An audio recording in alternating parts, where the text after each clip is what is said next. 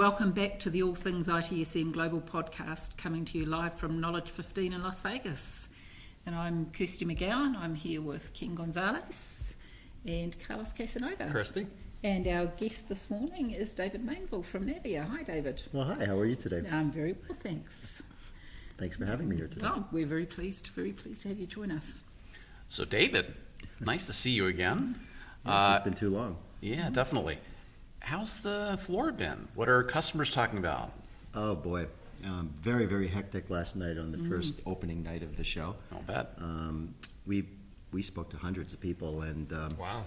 yeah, it was just fabulous. Especially on an opening night, too. It's usually a little, people just kind of getting into it. Well, a lot of people haven't even arrived, so Right. I'm thinking it might actually get busier. So from a vendor perspective, Wow. this has been a great, Right. a great opening night because in a lot of the conferences we do, and we get around to a lot of the Yeah. conferences, the first night's often very slow, and we didn't see that last night. So that really, I guess, talks to the energy in the ServiceNow ecosystem, which I think is really cool. But you know what? The thing that I've noticed that people are beginning to talk about more importantly now is requirements and why it's important to know what you have to do Yeah. rather than just try to slam a product in. And it's because I think people have gotten burned, Oh, yeah. Oh, and they really Definitely. have, where they've Yeah. gone in and they've tried to implement something and, they're under this time pressure or a perceived time pressure to get something stood up quickly. Right. But in the end, they don't get something stood up right. And Yeah. then they have to spend all this time and energy to undo it. So I think a message that we're beginning to hear more and more is, let's get our requirements and do it right the first time. Yeah. And I don't mean, try and get everything nailed down in advance. I'm not talking about the old waterfall days where, people, spent months and months and months with requirements and then, built something. By the end of that time, They've changed already? They've changed their mind. No, I'm talking still a kind of a hybrid where you're still agile, but you still need to know where you're going or else any road will take you there. Yeah, it's been a really common theme actually with the people we've been talking with already today, is that understanding what that end picture looks like. Where are we actually headed, and then building to meet that end picture rather than some of the way we used to do things in the past didn't always work so well. No, Yeah, well, I mean, yeah. the old days, of, and again, we're all dating ourselves, right? Yeah, So- significantly. Maybe dating Yeah. ourselves a little more than others, Yeah. right? But the 18-month project, the Yes. 24-month Yeah. project, and you spend the first 3, doing requirements, Yeah. and then you do your planning for another month or two, and by that time, nowadays, the project's been canceled, the budget's been cut, new people are being Yeah. assigned Yeah. to it. You just can't do that anymore. But I think to your point, the pendulum swung for a while to the other side. Yeah. Yep. And we just have to have something. We don't know what it is, but we have to have something in 3 months. Yeah, I'll know And we're when I going to see throw it. something out there, Regardless. regardless of what it is, and we Yeah. hope that it's Yep. semi-close, that I can redefine what success was, right? Or if I don't define success, I'll define it when we get there, and then Yeah. we'll just move on. And in the end, it never delivers the value to the business. And what I've been thinking a lot about these days is organizational change. Yes. And the thing that, when all is said and done, this is about having people do things the right way. Yeah. And one of the things that I've noticed is gone are the days where people want to actually discuss, we're going to implement this and this is the way we're going to implement it. But the problem is you don't get people to buy into doing something. So, process becomes such a dirty word and requirements has become Yeah. a dirty word. But I think the only way you can get organizational buy-in is if you actually spend the time to listen to people.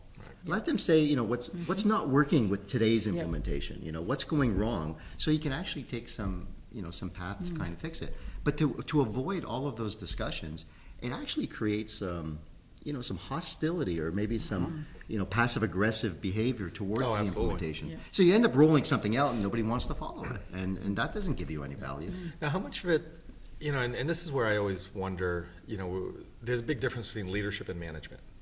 Yeah. And management drives, I always use the visuals of management as the stopwatch and leadership as the compass. Yep. But management, when they put those things in place, they give you that hard line date. You already know the staffing that you have or don't have. And now you're trying to find your requirements, but they've already defined 3 legs of that stool for you. So how do we still get there when leadership maybe isn't stepping in and saying, you know what, David, give me the right thing. Tell me how long it's going to take. I can't wait for the whole thing in the end, so give me some of the incremental, pieces. I think personally, I think that's where we're still not seeing enough leadership, and we're seeing too much management and forcing the, kind of the wrong outcomes. There's an incredible vacuum of leadership. What is leadership? I mean, if we were to sit here and talk amongst ourselves, what do we view as being a great leader? Someone who's inspirational, someone who's honest, someone who's authentic, someone who can communicate. These are things that are missing. Yep. But the other aspect of it, leaders aren't always managers, No. and people. Well, they're often not managers. Well, that's Yeah. right. No, But man. you can take leadership from the ground up, and, Yeah. and I think there's a lot of people afraid to stand up sometimes. Absolutely. Yeah. This whole thing about, I've been involved in projects where folks have come up and said they're just afraid to push back. Yes. Because they're told, that this thing has to go in a certain fixed time, and they're told they can't customize anything, and customize tailoring. I mean, these words are, whatever, right, I don't even go there, but Right. but the thing is, out of the box never works. There's no such thing. You're going to have to some degree, make tweaks to make it, Yeah. adhere to your internal, business practices. But nobody wants to push back. It's like the emperor has no clothes, and nobody wants to go back and say, boss, if we can't just turn that on out of the box. Right.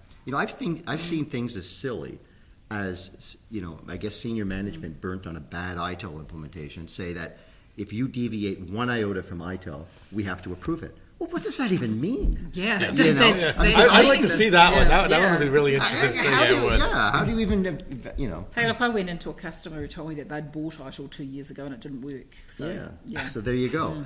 So I think, there's a vacuum of leadership, and I think the leadership has to start from the people responsible for implementing have to say, hey, if we want to deliver value, and I believe in quick wins, because a fundamental piece of organizational change is getting that buy-in and adoption, and the best way of doing that is through quick wins. Yeah. So let's come up with a great quick win, and we can make these incremental steps forward. Right. But it takes leadership. Yeah, and the thing with leadership, and you mentioned it before, is I think a lot of people look at leadership as, oh, it's only the senior executive. It's only the C-level and above. And it's not. It's No. leaders throughout the chain that have to step up and push some of those things. And the leadership really creates an ownership element.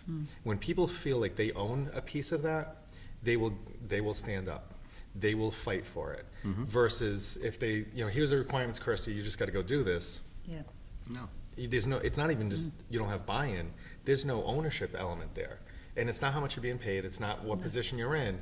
It's like, this is the right thing. I had a piece in creating this, and I want to go forward with it. That's exactly the point. Yes. Yeah. The other side of that is people want to make a tight deadline, so they do this thing I call the lift and shift, Yeah. where they take every bad Yep. thing they've had, and because they already know what they're doing, they just move it over to the new tool, and then wonder why things aren't getting any better. Yeah, we had this conversation with an earlier Oh, did guest you? as well. Yeah, and it's just so common that I hate this tool. We're going to move to a new tool, so Let's make it look like the old one. Let's make it look like the old one. Can you just pick out those processes from that old tool and stick them in this one? Yeah, the How- same how about- drop downs, the same Well, I was just categorization. gonna say, Yeah. how about when we try to make the tool look like the old one? Yeah. Even the Yeah. screenshots. I had one client about a year or two ago, and they were using the old bug tracker. I mean, it was just it was a small company and stuff, and bug tracker is a good product for tracking bugs. And they were like, no, we've been using that as basically our incident management, our change management. Great.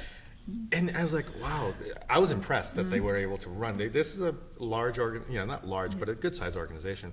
So they were implementing a service management tool, and I looked at what they were doing, and they were just butchering every screen To make it to look like bug tracker. Yeah. Oh, wow. And it was simply, and the only reason they were moving was because bug tracker was already like 3 years out of support and stuff. So it wasn't because they even wanted to, Yeah. but they still wanted the old Yeah. thing. And I was just, oh wow, it was painful. It was Yeah. painful. But again, even there, that's where leadership needs to step in. Yeah. Not management, because management was like, look, just get it done. You got 3 months. Yeah. And I still, the other side is I really wonder why there's such a pushback against process. I've done some, thinking about the subject, and if you look at any major successful brand in the world, whether it's whether it's General Electric or whether it's Disney, these people don't do things by accident. No. They do it Yeah. by The process. ones by accident Yes. aren't around any longer. Well, Yeah. they're not here for 100 years. Exactly. So, and then the other funny thing is in IT, what's our number one job? It's to automate the business processes of the organization. Meanwhile, we have no process internally on how to do it. Right. So, I mean, Yeah, you want it's- to call that the cobbler's has no Right, sense right. of no shoes or whatever, but Yeah, and and we've had the discussion around, it should be viewed as more of a production company, the IT side. It's producing something to deliver business value, to deliver business outcomes. And we don't look at that. And if you look at production, I've been into several organizations, large manufacturing plants, and in one in particular that strikes me, they're a global entity, and their IT organization was just horrible. And most of those people came from the production side. So I'm in there and I'm looking, I'm like, how can you have this such incredibly successful manufacturing side, have most of your people from the manufacturing side running your IT, but now you don't run any process. You don't have a production line, and you're doing everything haphazardly. So I look at him and says, would you ever do that on your, $10 million an hour production line? Oh, no, we would never. Guess Yeah. what? If this goes down, that's going with Yeah. it.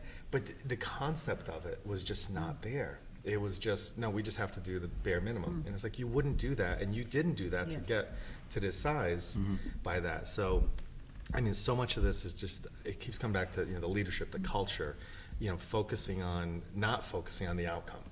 yeah. And we've had so many, people taking things like ITIL to the nth degree and causing so much bureaucracy. I always found it amazing. You could become an ITIL expert and have never implemented a process in your life. How does that even happen? Yeah. And several do. very many true. do. Yeah. Yeah, how does that even happen? And You you got get- people yeah. people coaching you and recommending Yeah. how to do things, and you've actually Yeah. never done it. And they're actually the real zealots. They're the ones who Who are creating the bureaucracy and yeah. the backlash. It's So it creates a backlash that actually, because a certain amount of process is important. But it's not meant to be like taking over everything. No. Yeah. So the thing is, if you have the right amount, you can actually be very efficient. It's everything's a balance in life. We've all learned that, Yeah. whether it's I mean, our kids, our families, I mean, everything's things balanced. like ITIL are just they should just be tools in a set of practices that you can grab from. So you might grab bits from ITIL, you might grab bits from COBIT, from Agile, from Lean, just whatever works. From common sense. Yeah, from common sense. I mean, and actually, as No, far you as can't I'm do that. That is not allowed. not It's not in the allowed. books. Yeah. It's not in the books. You can't do that. honestly, all those things, they are just common sense written down. Oh, it I mean, is. That's all it is. So, you do what works for the organisation you're working with. You don't follow any specific, guidance to the last letter. That's not going to work for anybody. And part of the thing that I think gets missed when we talk about leadership a lot is an important element is trust. So there's a certain amount of trust that gets granted by people when they say, okay, go and do something for me. And I think this is actually where requirements come in too, where people use a stack of requirements to buy trust, Yeah. only to find that they undermine themselves when they're unable to deliver against the requirements. And that, well, gee, I don't have, let's get rid of all the requirements, but then there's a piece of trust now that you have to build. Yeah. And it's, we don't do ourselves any favors. No, we don't. It gets a bit scary sometimes trying to, translate huge numbers of requirements into actually what's pertinent and what's actually necessary for a service. And I mean on that ITIL thing, right? Because I think the letter said, in the book it said exactly this, and rather reading what that said or the requirements, said exactly this. It's what is its intention? Yeah. What is it really trying to get at? Not the letter of the law in that book, Yeah. but what is that requirement really trying to get to? Yeah, and what It's like- part of it is relevant to what I'm trying to do. Right, and that's when I think some like us when we get into those engagements, we say it sounds like you're actually trying to get this done. Is Yes. this what you're really Exactly. trying to Yeah. do? Yeah. Oh yeah, that's it. It's like, oh okay, you know what? We can forget all of these little things. Yeah. I can get you there in a different way. Yeah. Yeah. Exactly. But the book didn't say it, or and that's where I think they get hung up on, Yeah. because they've never managed a project, run a project. They just have the book smarts.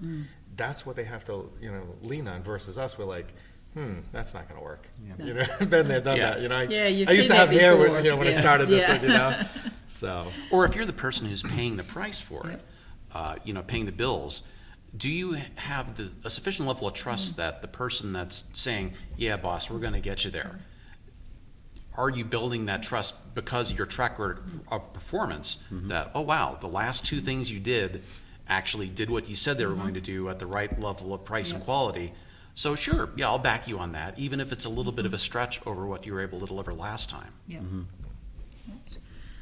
Well, David, it's been an absolute pleasure having you here Thank again you. on the podcast. I We've appreciate it. managed to talk with you a couple of times before, and every time is a very Well, interesting you know, experience. it's always great to talk to Yeah. other people who are passionate about Yeah. this topic, and yeah, it was great. Passionate, crazy, kind of, Yeah. you know. Yeah. It goes hand in hand, doesn't it?